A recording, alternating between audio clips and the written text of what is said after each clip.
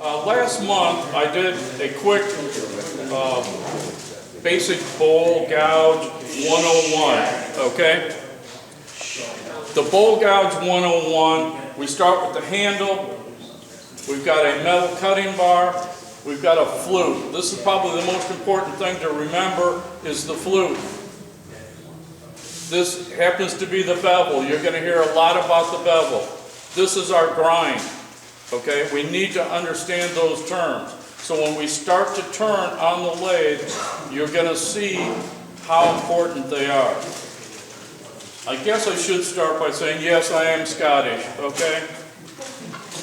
And this is my turning outfit for the AAW symposiums, the international symposiums when I turn there. The 1720 on the front is the year my family came to the United States from Scotland. So we do have a long history in this country. The ongoing question always is, what's he wearing underneath? Okay? If you really want to reach and see, make sure I don't have a bowl gouge in my hand, okay? I showed you this earlier. This is the very first bowl I made successful. I bought a lathe 7.5 years ago and just couldn't keep from bouncing stuff off the wall. Took a class at Woodcraft and Ralph did a great job. Ralph's going to participate again today and help with the bowl gouge. We're going to break up into groups. How many of you have been turning less than 3 years? Woo. Less than a year. I'm not on. Battery? Battery's dying on this one too, or what? Oh, there we go. Less than 3. You got to hold that. No, you don't have to hold it. Less than a year. Batteries are going down that one too. Okay. What we're going to try and do is accomplish a catch-free lesson. And catches are just the wrong position of the cutting edge, okay? I think I'll run through quickly and show you just Go ahead. what we're going to do. He reached under my skirt. My daughter says it's a skirt, it's not a kilt because it's not plaid. Now next year at the AAW Symposium in Kansas City, there's a bunch of us that are going to wear kilts, especially in the vendor area, demoing. I told them if there's 10 of them, I'll hire a bagpiper to bring us in. And so far, I think I'm at 12. Let's see here. Let me make some adjustments on the lathe.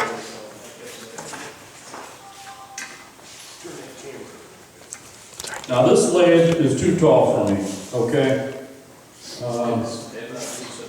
Yeah, I am vertically challenged.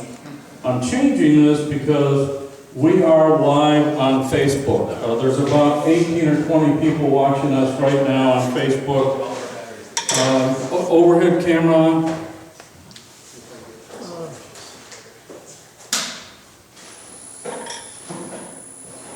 This is riding the bevel, okay? I've got the flat bevel side riding against the piece of wood, okay? It's not cutting. So all I have to do is raise my hand up just ever so slightly, and I'm cutting. Now to get the proper angle, I need a good stance. The stance is the handle against the hip, the bowl gouge in a position where it's right in the bevel, pick up my hand and run it across. Just that easy, okay? I'm using my thumb to push it along, my forefinger, or to push along the tool rest, and that supports it. I'm supported at the hip, I'm supported at the tool rest, I've supported my thumb and forefinger and hand here. I'm obviously turning way too slow. So a catch comes, see how slow this will go. A catch comes when I get my hand up here, okay? And the lathe is either too tall for me or I've got my hand in the wrong position. I now have the tool way too high. So what happens is this gets introduced at an angle and will flip down. That's your catch. That's a catch on the spindle going down. On the inside, it's different. We'll go through that later. So you'll pick up your speed. Now the speed, you have to decide, what am I comfortable with? How good am I with the bowl gouge? And is everything balanced and safe? And in this case it is, you know, I'm at 1100, so I can introduce my tool, and this is too high for me, okay? Like this, and I'm gonna come across, I'm riding the bevel, nice easy cut. Now in this case, I'm using a fingernail grind. And you can see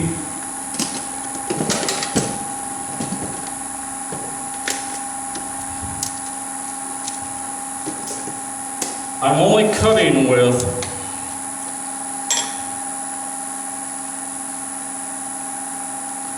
can you see the black space on there? Where am I? Right there. Not enough light. I'm only cutting with the width of about this magic marker, okay? Which gives me a finer cut and a safe cut, okay? Here, I'm using about, I don't know, 1/16 of an inch, okay? And I'm just coming down through here. This is pretty awkward because of the height. My tool rest should be close, and this is the ease of it, okay? Now, if I really want to hog, let's say that I want to come around this corner. I'm going to use more of this fingernail grind, okay? And again, you move your body. You're not moving your hands nearly as much. Now, if I slow the lathe down, and here's what happens with a lot of it, is you'll go down through here, and you're going to have thread markings, where you went either too fast with your hand, too slow with the lathe, or a combination thereof. And let me slow it down even more, see if I can get threads in this.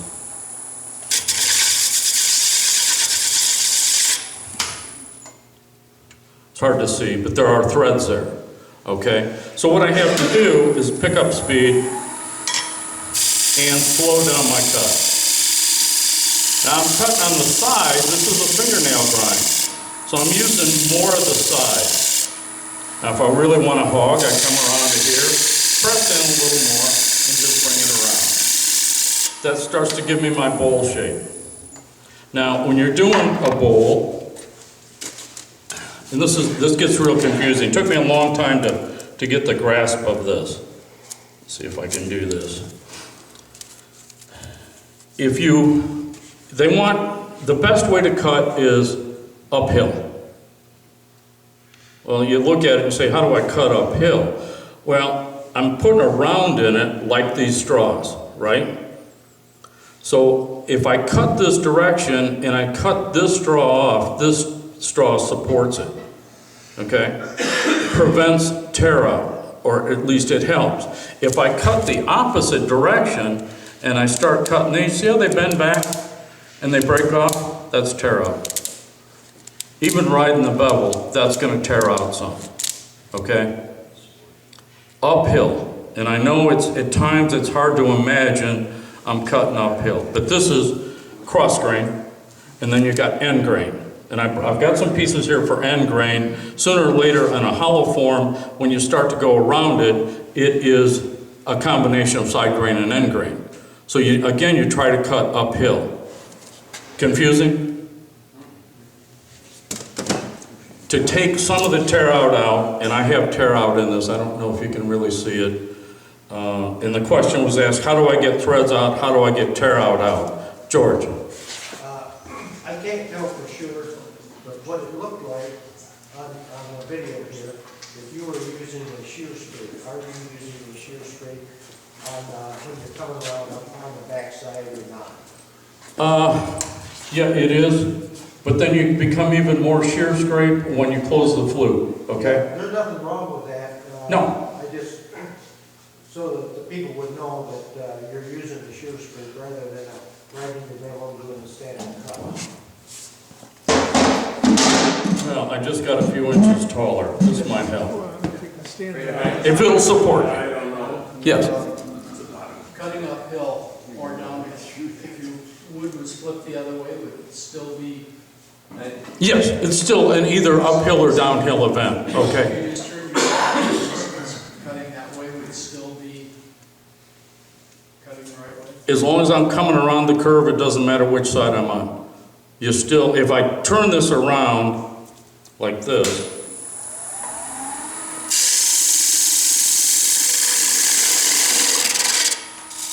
so this is what you're asking me. Now I'm cutting downhill. I think he's asking you to flip the wood. Right, but you don't want to continue to flip your wood if you're faceplate mounted, if you're chuck If your mounted. grain is parallel to the axis, as it would be in spindle, you would go downhill instead of up. Yes, that is correct. In a spindle, yes, that is correct. So in other words, if I'm end grain, let me get these straws back out. If I am this direction with my grain, yes, that is correct. So now I'm going to cut this, which is really uphill. This is my highest point, right? This is my lowest point. So now I'm going to cut this direction. And these start to help each other, support each other, okay? Yep, you're correct in that. And that's what those blocks are. Those are, the grain is running this way in a spindle orientation. The grain in this one's running this way. This is a bowl orientation, okay? Good question. To take now and smooth this, I'm going to close the flute down. I'm going to drop my right hand down, and I'm going to make a real fine cut. And I'm going to come across there. I can go both directions. Now this is soft maple, and trust me, it's not a very good piece of wood. It's what I had left over from the retreat. I'm sorry, Ron, do you have that turn almost all the way over? Flat, almost flat. Yeah. So what I'm doing now is I'm cutting on this edge at this angle. We're always trying to get an angle about like this at 45 degrees. So if you look down here, you look at this as a pen mark, and you come across, that's at 45. Now what I've done, I'm at the same angle, but now I've closed my flute. That flute gives you a much better finished cut. Your flute's almost facing flush to the wood, is that correct? Right, flat. You can put it against there flat. Yeah. Yeah, it's a shear scrape. You're gonna put it against there flat, and then you're just gonna open it up ever so slightly. Thank you. And you should get angel hairs out of there. Yeah. Now, I might not do it on this piece of wood because it's a pretty dry, soft wood. And usually you can get fine angel hairs. They'll be even finer than this, okay? If I hit real good wet wood, it's a lot of fun to do. But that's not a bad cut for soft maple, okay? And then if we want to do the bowl orientation,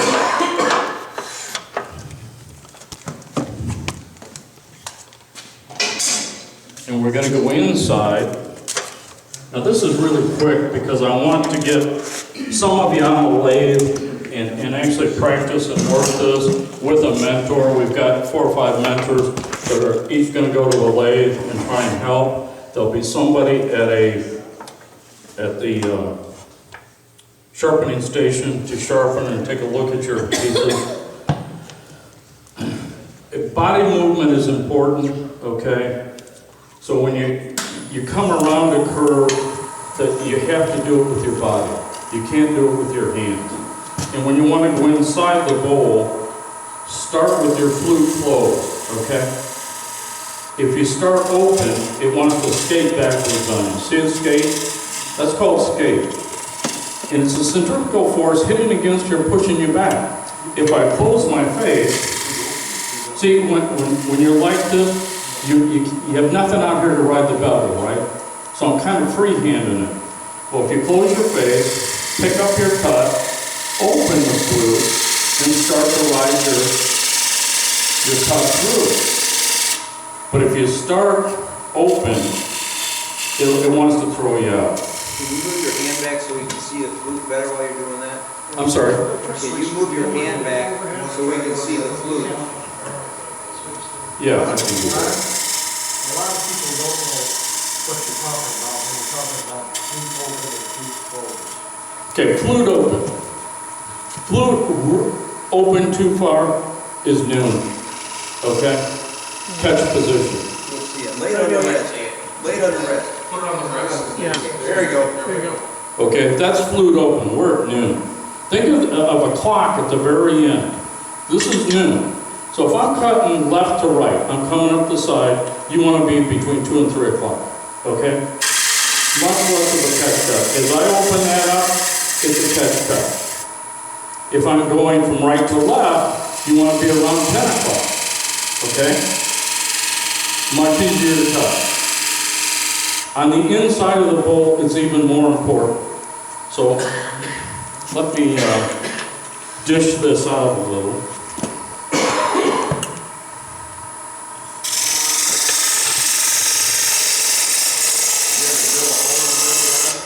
No, not unless I'm doing a hollow form. I can have this pretty much dished out before.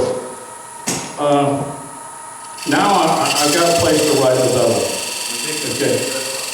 I'm sorry. Yeah. Yeah, especially that point on it. So here I got a place to ride the bevel. If I'm going to start a bowl, let me flatten this down. And I'm having trouble with kickback, like that. I will take my parting tool and I'm going to decide what's the wall width I'm going to use. If this is the outside and I only want that much for my wall thickness, I'll do this. And I do this all the time on my natural edge bowl. It gives me now a place to ride the bevel, okay? So now, I'm riding the bevel. I can make a nice cut, I'm not going to get kicked back, and I can push it through.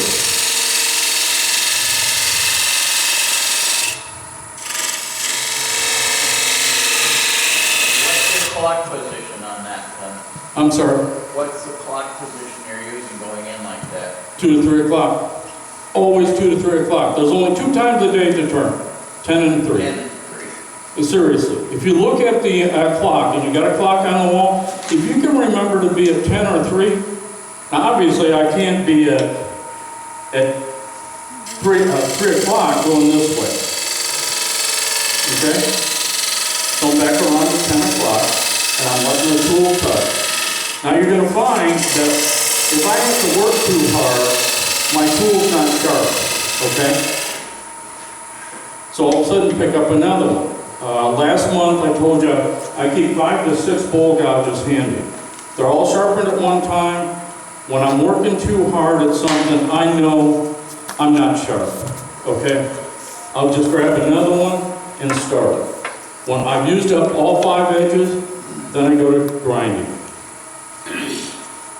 You're going to find, if you're right-handed, you're going to use this side more than this side. Okay? So try to use both sides of your gouge. But always sharpen. When you're going to do a shear cut, and you're going to come back across here, and you want to be, this is going to be my final cut, you don't make that final cut till you sharpen. You sharpen first. Then you make your finished cut. Now to go across the bottom of a bowl becomes more difficult.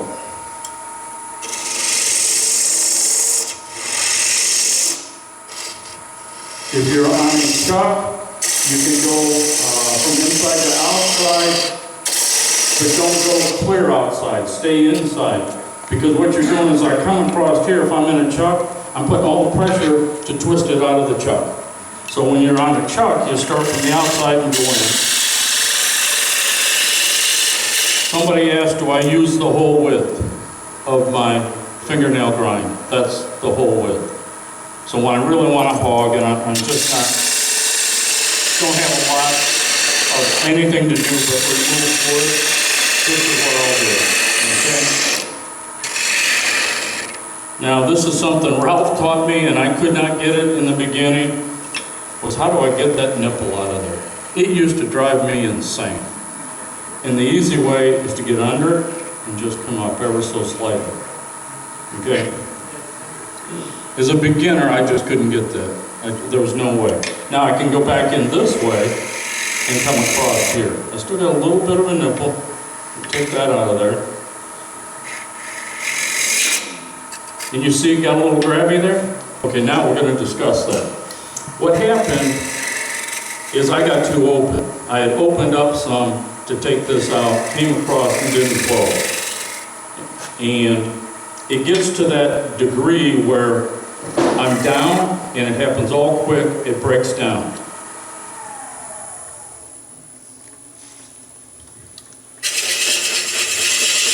You know, when you want to make a catch, you can't do it. I saw a guy do this, and he had rebelted it and got down to about 10 RPM and then drove the catch in. And it's kind of interesting to see, it's almost like it's in slow motion when it happens. So now we're going to take the inside of this bowl and try and clean it up a little. As you go in, you bring your right hand up. You're trying to keep this angle from the point to the circle at 45 degrees. Now if I want to smooth that, I can come out across like this. Now, I've got the shield in the way.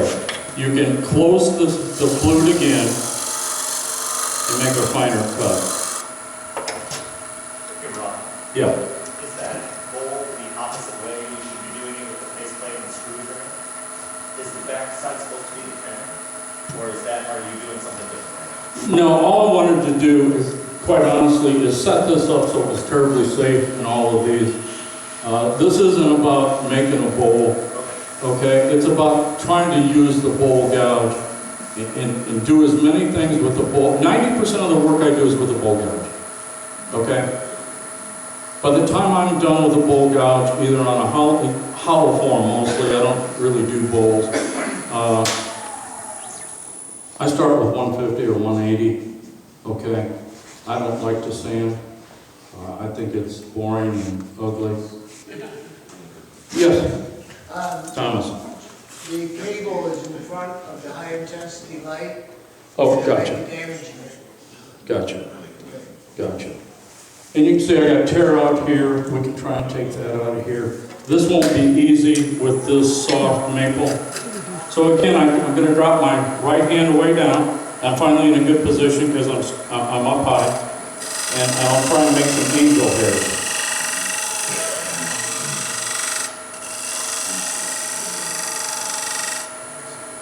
And those are pretty fine. You probably can't see these.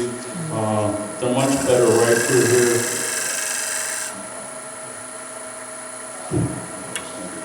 Let's see if I smoothed it out and got the tear out of there. It's still there, I can hear it. This is some wood that Ralph brought me for the retreat. Yeah, it's still there. What do you do if you still have that light tear out when you're at your final thickness? You just sand it out, or are you still trying to sand it? Again, here we can try it with the other bowl gouge. Now, that's a fingernail grind, Irish grind, David Ellsworth grind. This is a traditional grind. And let's see. There it is there. And you can see the sides are much shorter. Okay? So I'll take that and I'm going to come around like this. And again, make light cuts.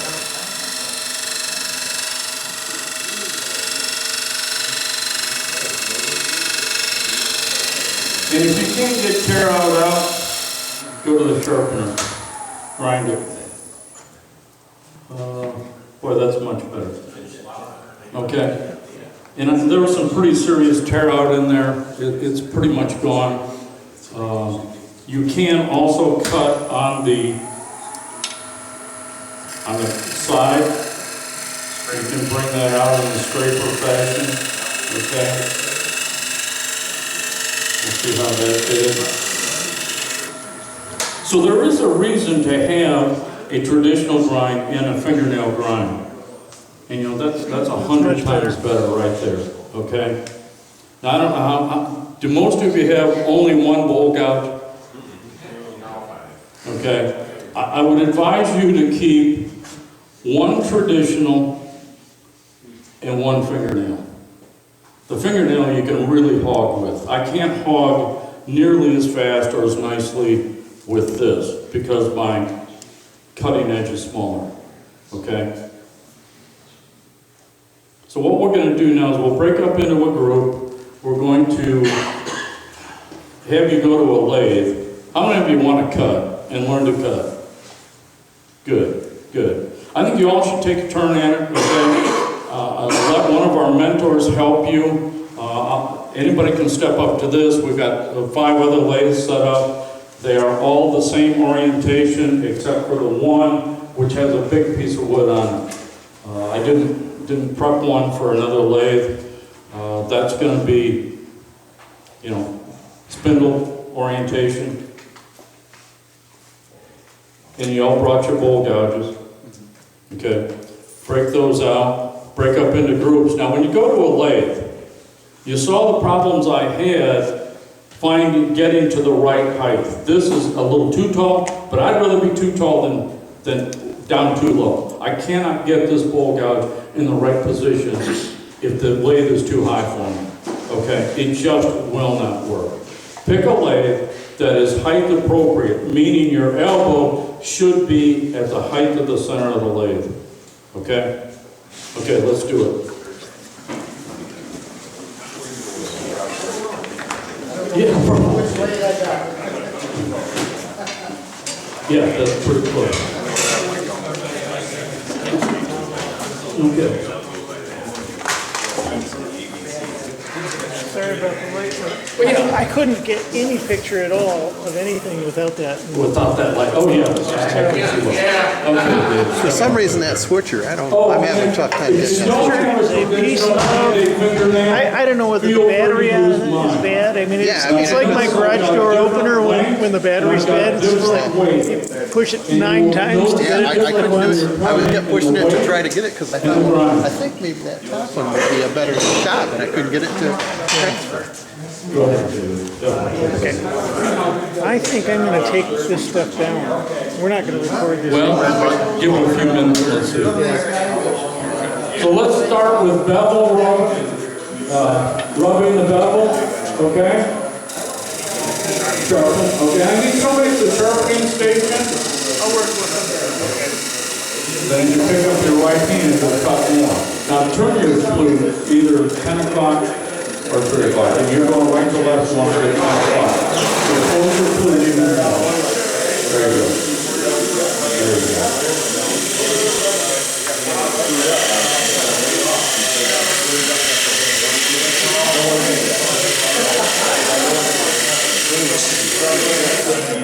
Let's see how they're kind of touching me. Very good. There's times you're going to rub the bevel so hard you'll burn the wood. Okay? Go ahead and keep talking. Pull your right hand up. There you go. Once you pick up your cut, then you can start to go down the piece.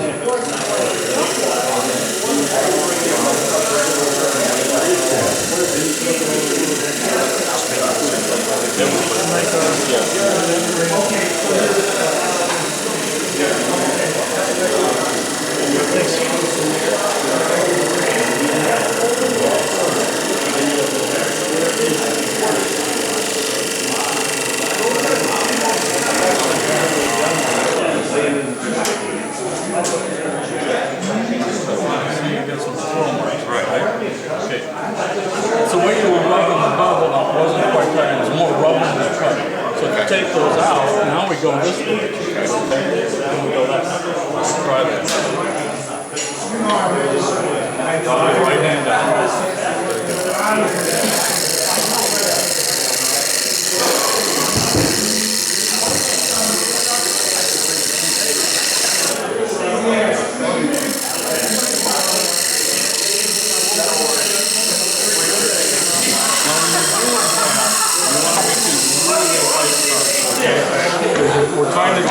hard on it. Yeah, you're pushing too hard on it. Drop your right hand down.